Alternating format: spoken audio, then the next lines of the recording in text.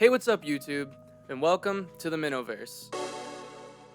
And today, we're going to be talking about one of the most anticipated fights in the entire series, Luffy versus Blackbeard.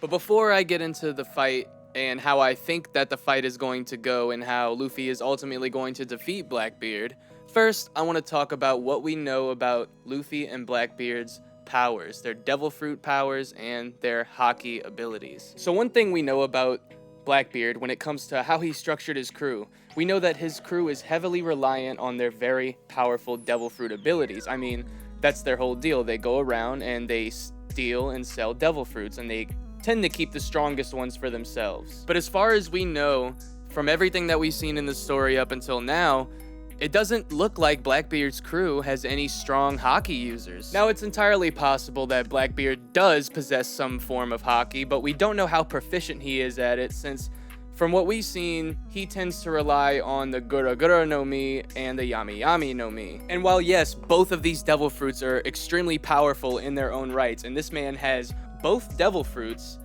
I just want to circle back to something that Kaido told Luffy in the middle of their battle in Wano. Kaido said that Roger conquered the seas with no devil fruit power. That's because hockey transcends all. So what does this really mean? We know that hockey is the manifestation of one's willpower, and we know that devil fruits come into existence because of the dreams of the people who wanted these types of abilities. Devil fruits are supposed to represent the furthest branches of human evolution. So on one side, we have Blackbeard and his dreams. And on the other side, we have Luffy and his willpower. So what does this mean for Luffy versus Blackbeard? Well, we know that Blackbeard's devil fruit can nullify the ability of any other devil fruit user just by touching them. Kind of like Sea Prism Stone or the ocean. Luffy isn't really going to be able to use his devil fruit abilities against Blackbeard because he's just going to be able to nullify them. But Blackbeard cannot nullify hockey. And we've seen how proficient Luffy is with all three types of hockey. He's one of the few characters in the entire world that have all three types of hockey, and he's very proficient at all of them. And we know that in the middle of battle is when hockey is pushed to its limits and the user is able to access more power. So just imagine how strong Luffy's hockey will be against someone like Blackbeard, someone who Luffy is determined to take out. Not only is Blackbeard the main antagonist in the series, and Luffy definitely wants his clapback from what he did to Ace, but he also must defeat Blackbeard if he wants to get to the throne and become Pirate King. So basically, what I'm getting down to is that Luffy versus Blackbeard is going to be a battle of dreams versus willpower. What is stronger, a man's dreams or a man's willpower?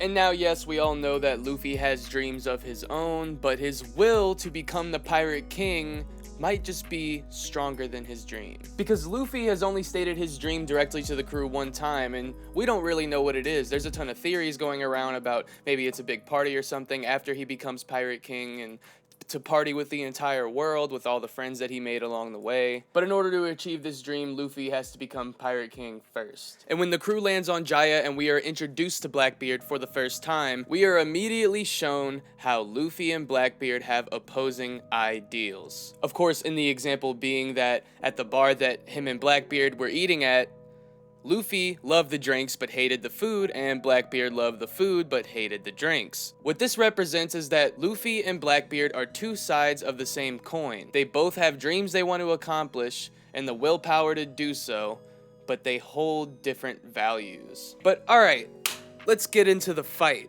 So if you ask me, in my own personal little headcanon going on, I think the chain of events are going to turn out a little something like this. Luffy and Blackbeard finally cross paths. On Laugh Tale? Maybe, we don't really know. But we know that once the fight starts, Luffy is probably going to try to use his Nika fruit to fight Blackbeard, and then Blackbeard is immediately going to nullify it, and then Luffy is going to realize, shit, I can't use my devil fruit. So at that point, Blackbeard's probably going to rush him some more, maybe beat up Luffy a little bit, and Luffy's gonna realize that if he doesn't do something, then he's gonna be in trouble. And that's when he just stops using his devil fruit power and just relies purely on his advanced conquers Haki, his armament Haki, and his future sight. And like I said before, Haki's pushed to his limits when you're in the middle of battle and in a dire situation, so who knows what Luffy's going to be capable of when he's fighting somebody like Blackbeard, where his only choice is to use Haki because he can't fight with his devil fruit. So how's the fight going to end? Well, probably with a big punch, just like every other fight. Oda said that he wouldn't end the fight between Luffy and Kaido with just a giant punch, but that's exactly what it was. Or who knows, maybe Luffy and Kaido's fight isn't over yet. Anyway guys, that's it for today. I hope you all have an amazing rest of your day, and I will see you guys in the next video. Peace.